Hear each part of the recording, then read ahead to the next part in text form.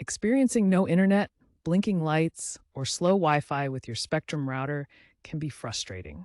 Let's break down how to diagnose these common problems. First, understand your router's LED indicators.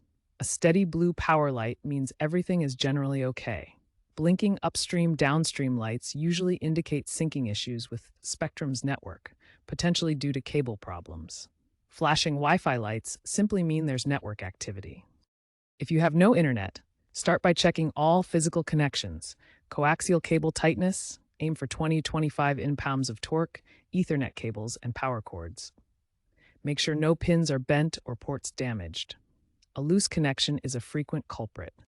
Also, use the My Spectrum app to check for any reported outages in your area, as AI-driven support now proactively detects many service interruptions.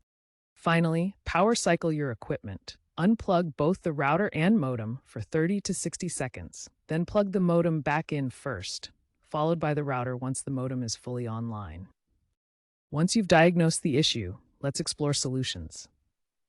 If blinking lights persist after a power cycle, the problem is likely external to your home. Contact Spectrum support for assistance, possibly scheduling a technician visit. For slow Wi-Fi, network interference is a common cause.